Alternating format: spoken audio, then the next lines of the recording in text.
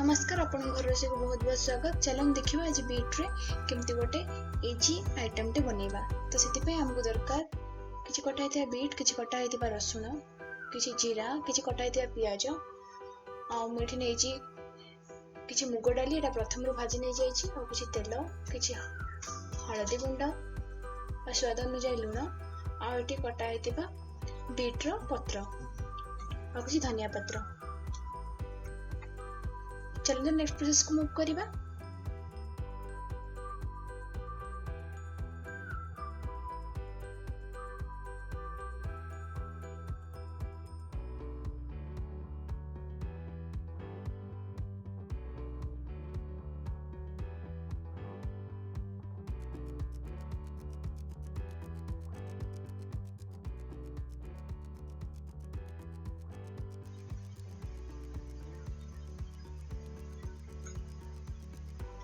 एबे थे रखिथिबा काटी की रखिथिबा प्याज गुडी को पके दबा और प्याज टा को गोल्डन ब्राउन होबा जाय भाजीबा। कोन प्याज टा गोल्डन ब्राउन हे आसलानी।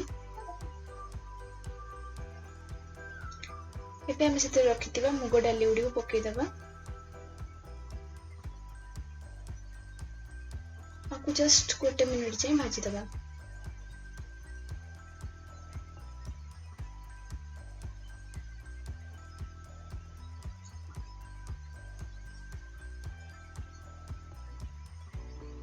एबे से रखिथिबा बीट गुडी को पके दबा।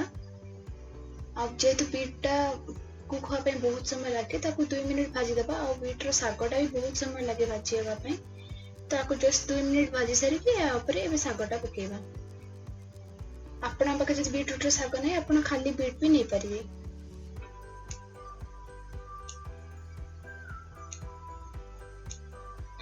एबे मैं इतरे बीट रो साग गुडी को पके देली।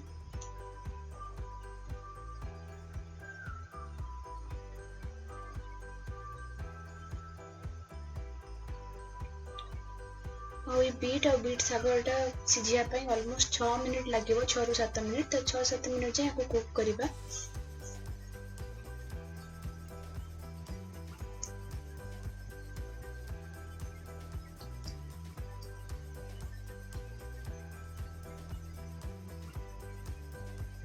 एबे सेतरे हळदी गुंड और आपनकर टेस्ट अनुसार आपन एथरे लूण मध्ये पके परिबे। मैं 2 चम्मच लूण पकई छी, आपन जत्ते कि लूण दरकार आपन सेते लूण पकई परिबे।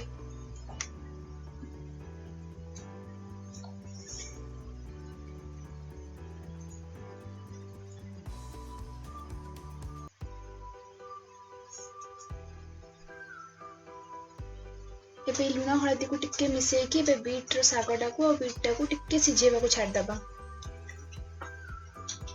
एटा 6-7 मिनिट रे बने की रेडी ही जीवो।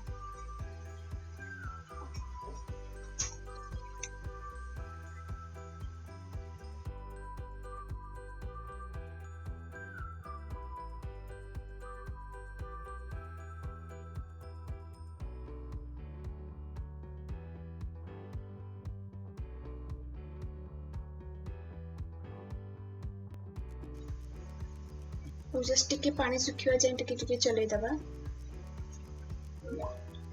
गैस टी को बंद कर देबा।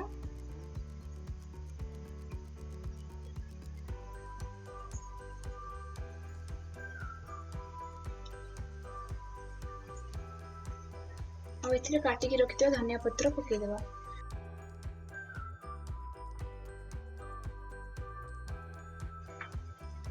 एबे देखंतो हमर बीटरूट टा बनी के पूरा रेडी हो गला। को गरमा गरम रोटी किंबा भात सहित सर्व करके खांतु।